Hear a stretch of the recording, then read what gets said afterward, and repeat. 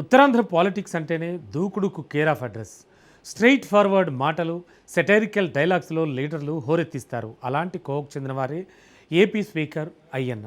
తెలుగు ప్రజలకు పరిచయం అక్కర్లేని నాయకుడు. ఒక్క మాటలో చెప్పాలంటే ముక్కుసూటి మనిషి. అయితే ఇప్పుడు ఆయన నర్సీపట్నం కోర్టులో ఇంట్రెస్టింగ్ చర్చ నడుస్తోంది.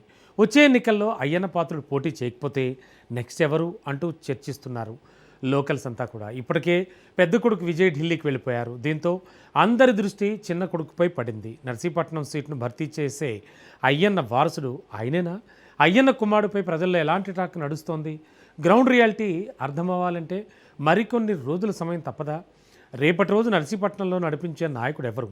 స్థానికంగా ఎలాంటి చర్చ జరుగుతోంది? ఉత్తరాంధ్ర రాజకీయాల్లో చింతకాయల అయ్యన్న పాత్రుడిది ప్రత్యేక శైలి. టీడీపీ ఆవిర్భావం నుంచి ఇప్పటి వరకు దూకుడుతో రాజకీయం చేస్తూ లీడర్గా గుర్తింపు పొందారు. తప్పు చేస్తే ఎంతటి వారినైనా నిలదీసే మనస్తత్వం చింతకాయలది. మైకులు పగిలిలా నమ్మిన సిద్ధాంతం కోసం నిలబడే ముక్కుసూటి మనిషి. 7 సార్లు ఎమ్మెల్యేగా, ఒకసారి ఎంపీగా, 5 సార్లు మంత్రిగా సేవలందించిన రికార్డు ఆయన సొంతం. ఒకే నియోజకవర్గం నుంచి 10 సార్లు పోటీ చేసిన అరుదైన నేతల్లో అయ్యన్న పాత్రుడు ఒకరు. అయితే వయసు రీత్యా ఆయన 2029 ఎన్నికల్లో పోటీకి దూరంగా ఉంటారనే ప్రచారం నర్సీపట్నంలో హాట్ టాపిక్ గా మారింది.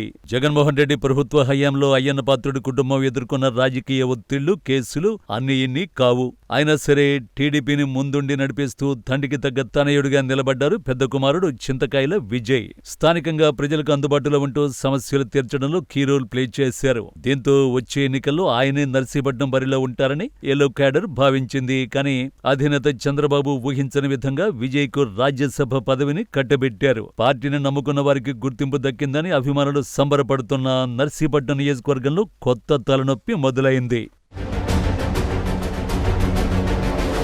నిజానికి పెద్దల సభలో ఉన్న చింతకాయల విజయ్ 6 ఏళ్ల పాటు ఎంపీగా కొనసాగుతారు. అంటే 2029 ఎన్నికల నాటికి ఆయన పదవీకాలం 3 ఏళ్లు మాత్రమే పూర్తవుతుంది.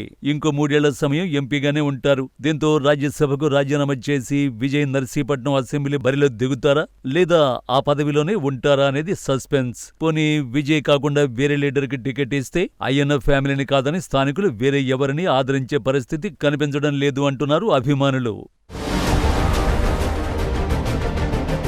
నర్సీపట్నం పాలిటిక్స్ నయర్ టర్న్ తీసుకున్నాయి. అన్న విజయ్ ఢిల్లీకి వెళ్లడంతో ఇప్పుడు తమ్ముడు రాజేష్ పేరు బలంగా వినిపిస్తోంది. ప్రస్తుతం నర్సీపట్నం మున్సిపల్ కౌన్సిలర్ గా ఉన్న రాజేష్ ను 2029 ఎన్నికల్లో అయ్యన్న పాత్రుడు తన వారసుడిగా బరిలోకి దింపే ఛాన్స్ ఉందనే టాక్ నడుస్తోంది. ఒకవేళ ఇదే నిజమైతే అటు తండ్రి అయ్యన్న పాత్రుడి ఇమేజీ, ఇటు అన్న విజయ్ సపోర్టుతో తమ్ముడు రాజేష్ గెలుపు నల్లేరు మీద నడకే అంటున్నారు తెలుగుదేశం కార్యకర్తలు. మొత్తానికి అయ్యన్న ఫ్యామిలీ చుట్టూనే నర్సీపట్నం రాజకీయం తిరుగుతోంది. పెద్ద కొడుకు విజయ్ ఇప్పటికే పార్లమెంటులో అడుగుపెట్టారు. ఇక రాబోయే రోజుల్లో చిన్న కొడుకు రాజేష్ కూడా అసెంబ్లీ మెట్లు ఎక్కితే అయ్యన్న కల నెరవేరినట్లే అని స్థానికులు చెప్పుకుంటున్నారు. మరి 2029 నాటికి చంద్రబాబు మార్కు పాలిటిక్స్ ఎలా ఉండబోతున్నాయి? ఆంధ్రప్రదేశ్ సభాపతి అయ్యన్న పాత్రుడు తన వారసుని ఎలా ప్రొజెక్ట్ చేయబోతున్నారు? వైసీపీ వ్యూహాలను ఎలా అధిగమిస్తారో తెలియాలంటే మరికొన్ని రోజుల నిరీక్షణ తప్పదు.